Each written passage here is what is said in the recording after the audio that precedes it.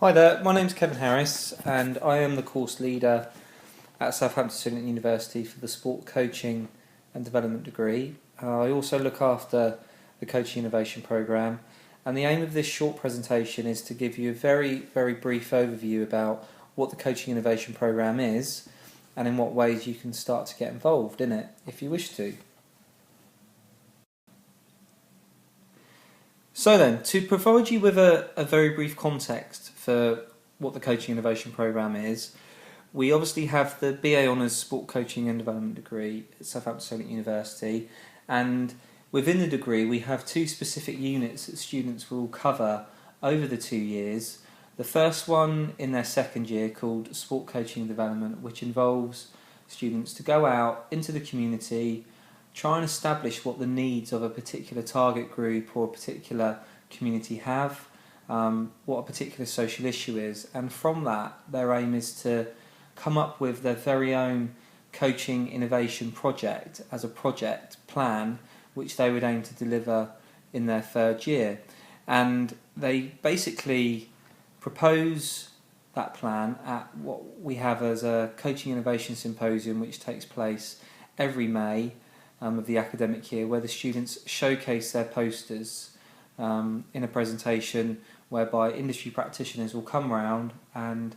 get to question them and get to ask some questions really about what their project's about. And providing that everything is good, that the project is well borne out, it's well planned, the students are then given the opportunity in their third year to actually run with the initiative. So they go out into the community and they run their very own project. So that's the theory behind the innovation programme. So in light of this, there's obviously a lot of things that we need to take into consideration within the Coaching Innovation Programme, which are now referred to as the SIP, which is, for example, understanding what the actual sport development coaching context is within the city. And the first thing to take into consideration is what is actually happening out there. So we know that there's major programmes that are taking place at present. We know that in addition to that, there's also a lot of austerity going on, there's a lack of funding, there's a number of resourcing restraints that are really hinging upon projects, and many projects that are coming to an end. And in addition to that, there also presents a lot of opportunity for us to develop niche areas to go out and come up with new project ideas, which we feel that our coaching innovation projects can really start to tackle, particularly in partnership with stakeholders and industry providers. Which is why it's really important for us to emphasise what we don't want to happen here, because it would be very easy for us to allow the students to go out, do some research, come up with a project idea, and then just allow them to go out and deliver it without having any real coordinated approach to what's happening. And it's so important that we don't have any poor student-led projects that are taking place, because obviously they're upholding the reputation of the university. We don't want them duplicating what's happening already, because that's not going to benefit anyone. And if anything, where the students are responding to the needs of communities, we do not want any bad relationships to forge. And linking in again with this idea of not tackling or forging any bad relationships with partners, we're trying to avoid things such as duplications, which is why we want partners to get involved with us, so that we can collaboratively respond to the needs that communities have, and also the needs that partners and organisations have as well. So therefore, our theory for how we see the Coaching Innovation Programme really starting to work is that we've got the two units, as you'll see on this diagram, which is the SIP development in Unit 1 and SIP development in Unit 2. So SIP development in Unit 1 is all about establishing the need. It's about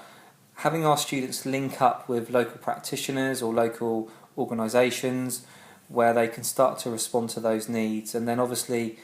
we've got the SIP development in Unit 2, which is where the context has been established, where the needs have been established, and where the students can actually go out and deliver their projects with practitioners if need be, and carry out specific monitoring and evaluation to assess to what extent change is taking place.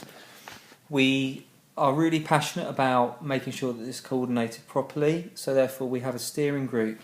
that sits alongside or above these two units in particular, and that's called the Coaching Innovation Steering Group, and it's made up of a number of academic members of staff at the institution, and it's also made up of a number of industry practitioners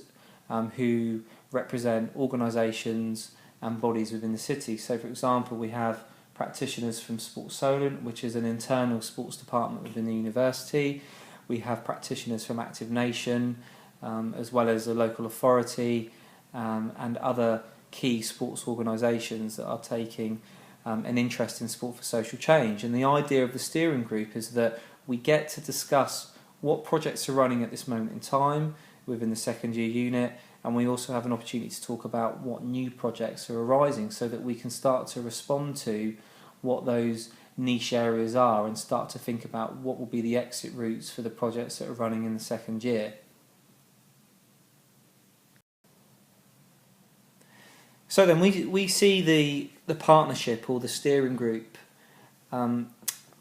having three key areas of focus in order for things to work effectively. And the first key area of focus is that of actually supporting the current innovations that are running at this moment in time. So then the second year unit, which the steering group supports,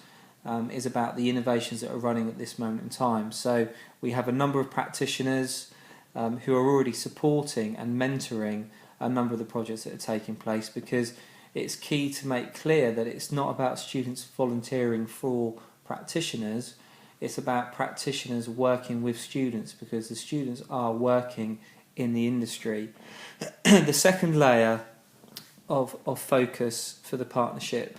would be that of actually guiding and facilitating the future projects. So the projects that are in development, the projects that are actually going to be showcased at each year's Coaching Innovations Symposium. So we're looking for continuity, we're looking for practitioners who have areas of niche, who have areas of expertise that they would like to impart on students, that the student can then go and develop and deliver in the communities.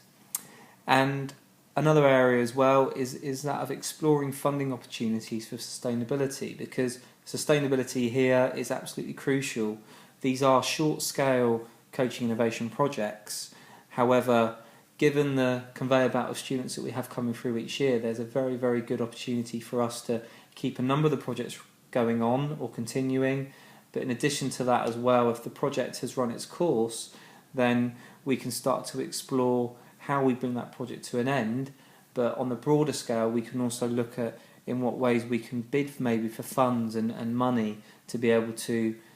link in with more of a coordinated approach for sport for social change.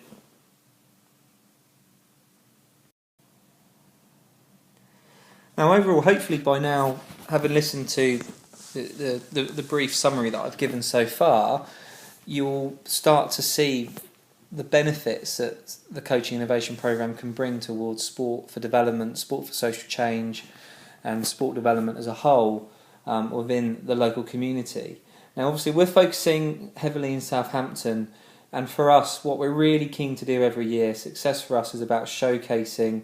the successful projects that are attempting to address social issues and working in partnership. For us, we really do believe that the students in higher education has a massive role to play in supporting local sport development, whether it's sports clubs, initiatives, organisations that are addressing the very things that we are trying to target and reflecting the needs of local communities. It's all about partnership working. We understand within the industry that we're in that in order to achieve what we need to achieve or achieve what we want to achieve, we need to work together, we need to work in partnership. So this is about looking at, again, to what extent can higher education start to work more closely with agencies and organisations that are working within the field that we're interested in. And it also provides us with a strategy for actually trying to seek maybe funding or seek more of a strategic, coordinated approach to addressing these areas that are absolutely crucial and areas of need within our local communities. And finally, if you're wondering what the SIPs look like, what types of SIPs do we operate. Well, on average, if you look at where we are at this moment in time, in the current third year cohort of students carrying out coaching innovation projects, we've probably delivered around 20 innovations this academic year. Many of those innovations will run on till next year, so have very much a sustainable type of outcome and focus to them. And we've also got a number of coaching innovation projects, obviously, that are in development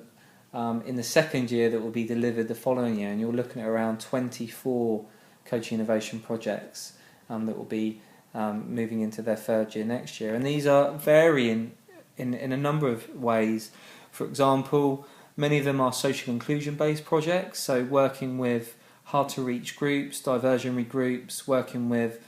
special diversionary outreach projects, focus on specific niche areas there, such as maybe young women, might be tackling crime reduction programs, things along those lines.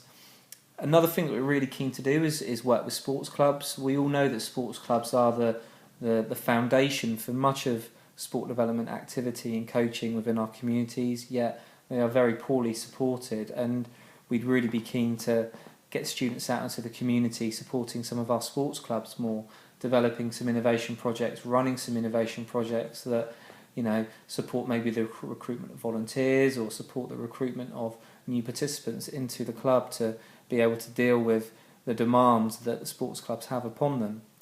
There might be the opportunity to work with further education colleges, which we've started to do. We've been running some sports leadership